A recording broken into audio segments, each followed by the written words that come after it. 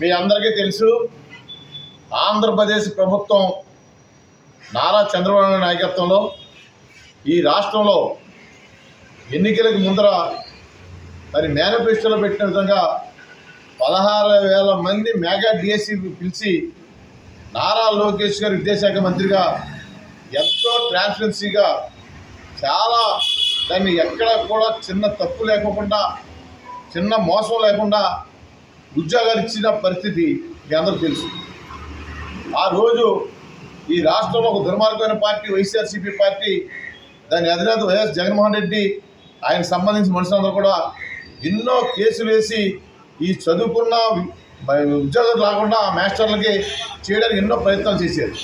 అయినా సరే కోర్టులన్నీ కూడా వాళ్ళని చివాట్లు పెట్టి ఈ ఆంధ్రప్రదేశ్ ప్రభుత్వంలో చాలా చక్కగా నారా చంద్రబాబు నాయుడు గారు, పవన్ కళ్యాణ్ గారు, లోకేష్ బాబు గారి ఆధ్వర్యంలో కేంద్రంలో నరేంద్ర మోడీ గారు సూచనలు ఇవన్నీ పరిగణలో తీసుకుని అందరికీ కూడా విద్యని ఒక ఛాలెంజ్గా తీసుకుని నారా లోకేష్ బాబు గారు మంత్రిగా మధ్యాహ్న భోజన పథకం కానీ, స్కూల్స్ ఆధునీకరణ కానీ, అలాగే యూనివర్సిటీల సందర్శన కానీ అన్ని కార్యక్రమాలు కూడా చాలా గొప్పగా చేస్తారైనా ఈ డిఎస్సి మెగా డిఎస్సి విషయంలో కూడా ఎక్కడ తప్పు జరగకుండా ఎంతో చక్కగా ఆయన అందరికీ ఉద్యోగాలు ఇచ్చి ఈరోజు ఆ 16,000 మంది వివిధ స్కూల్లో ఉద్యోగాలు చేస్తూ మేము ఎక్కడ కూడా ఒక పైసా కూడా తప్పు జరగలేదు, మమ్మల్ని ఎవరు అడగలేదు, నారా లోకేష్ బాబు గారి ఆధ్వర్యంలో మేము ఈరోజు మీ మెరిట్లో అన్ని టెస్ట్లో పాస్ అయ్యి ఎలా ఉద్యోగాలు చేస్తున్నాం, మేము చక్కగా ఉన్నామని చెప్పి చెప్తా సరే ప్రతి నియోజకవర్గంలో ఒక నిరసన దీక్షను పెట్టి మీకు సవాల్ చేస్తున్నాను. నేను వైఎస్ఆర్సీపీ పార్టీ గొడ్డల పార్టీకి, జగన్మోహన్ రెడ్డికి, వాళ్ళ మనుషులకి నియోజకవర్గాల్లో సవాల్ చేస్తారు. కోలాశ్వరి రాష్ట్ర కార్యదర్శిగా నేను మీకు దమ్ముందా? నారా లోకేష్ బాబు గారు దమ్ముంటే ఆయన మీదకి రమ్మని జగన్మోహన్ రెడ్డికి సవాల్ ఇస్తారు లోకేష్ బాబు గారు.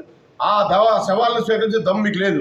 ఇవాళ నేను సవాల్ చేస్తాను పశ్చిమ గోదావరి జిల్లాలో, మీరు నిరసనలు ఎందుకు చేస్తారో ఆ నిరసన దీక్షలు ఎవరున్నారు? మీకు మీ పార్టీ కార్యకర్తలు ఉన్నారు తప్ప ఎక్కడైనా సరే మాస్టర్లు కానీ యువత కానీ ఉన్నారా? ఈరోజు చూడండి, నా దగ్గరికి వచ్చారు నారా లోకేష్ బాబు గారికి సపోర్ట్గా ప్రతి కాలేజీ నుంచి విద్యార్థులు కానీ మాస్టర్లు కానీ అందరూ కూడా వచ్చి ఇవాళ రాబోయే రోజుల్లో నారా లోకేష్ బాబు నాయకత్వంలో విద్యకి ఎంతో గొప్ప ప్రాధాన్యత ఇస్తారు.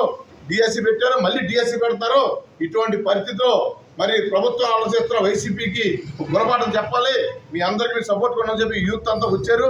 వాళ్ళని ఈ రోజు ఇక్కడ కూర్చోబెట్టి నేను మీడియాతో మాట్లాడుతున్నాను, మీడియా సాక్షిగా సవాల్ చేస్తున్నాను. మీకు దమ్ముంటే రండి, మీరు నిరసనలు ఎందుకు, దొంగ నిరసనలు ఎందుకు?